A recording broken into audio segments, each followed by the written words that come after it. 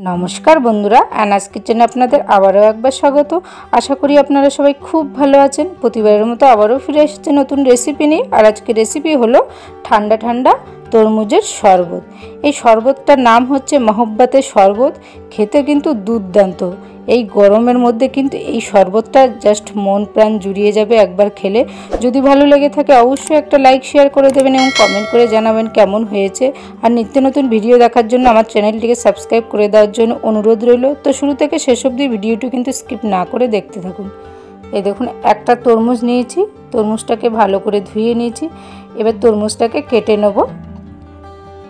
তরমুজটাকে লম্বা লম্বিভাবে আমি কেটে নিচ্ছি। এই তরমুজটা একটু কিন্তু বেশ লাল হলে কিন্তু ভালো হয়, তাতে কিন্তু রংটাও কিন্তু দারুণ আসে। এই দেখুন এক দিকটা আমি কেটে নেব। একটা তরমুজে কিন্তু পুরোটা লাগবে না, হাফ হলেই হয়ে যাবে। আপনাদের শরবতের পরিমাণ অনুযায়ী আপনারা নিয়ে নেবেন।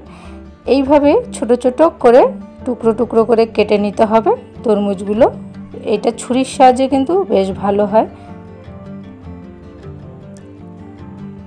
ঠিক এই রকম ভাবে পিসগুলো করতে হবে। এবার একটা পাত্রে এই ছোট ছোট টুকরো করাগুলো নিয়ে নেব।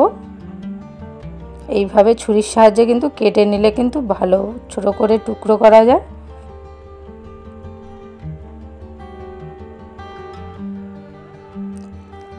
তরমুজের হাফের একটু কম নিয়েছি আমি। এবার দানাগুলোকে বেছে বেছে ফেলে দেবো। দানাগুলো কিন্তু অবশ্যই এভাবে ফেলে দেবেন, না হলে কিন্তু মুখে পড়বে। এরপরে একটা পাত্রে আমি 250 থেকে 300 ml দুধ নিলাম। দুধটাকে ভালো করে জাল দিয়ে ঘন করে নেবেন এবং ঠান্ডা করে ফ্রিজে রেখে দেবেন। স্বাদ মতো চিনি অ্যাড করলাম। চিনিটা আপনাদের স্বাদ অনুযায়ী নেবেন।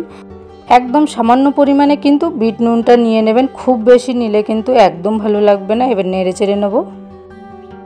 দিয়ে দেবো কেটে রাখা তরমুজটা।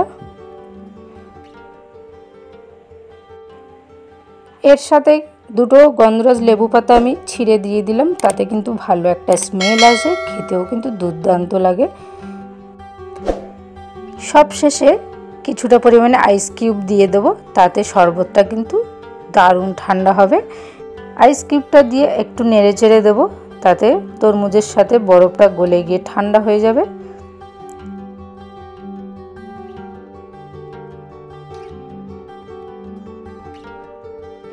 এই গরমে আপনারা এইভাবে শরবতটাকে তৈরি করুন, জাস্ট মন প্রাণ জুড়িয়ে যাবে। সব শেষে এইভাবে গ্লাসে করে বন্ধুদের সাথে বা বাড়ির সকলের সাথে এইভাবে পরিবেশন করুন, জাস্ট মন প্রাণ জড়িয়ে যাবে এই গরমে। আপনারা বাড়িতে অবশ্যই কিন্তু এই তরমুজের মহব্বতের শরবত ট্রাই করবেন। আশা করি আপনাদের ভালো লাগবে। আর যদি ভালো লেগে থাকে অবশ্যই একটা লাইক শেয়ার করে দেবেন এবং কমেন্ট করে জানাবেন কেমন হয়েছে। আর আমার চ্যানেলে যারা নতুন প্লিজ সাবস্ক্রাইব করে দিয়ে পাশে থাকা বেল আইকনটিতে চাপ দিয়ে রাখবেন, যাতে নেক্সট যখনই রেসিপি দেবো সেটা আপনাদের কাছে নোটিফিকেশনে পৌঁছে যাবে। আপনারা খুব সহজেই দেখে নিতে পারবেন। সুস্থ থাকবেন, ভালো থাকবেন। আবারও দেখা হবে নেক্সট রেসিপি নিয়ে। প্লিজ আপনারা অবশ্যই পাশে থাকবেন। ধন্যবাদ।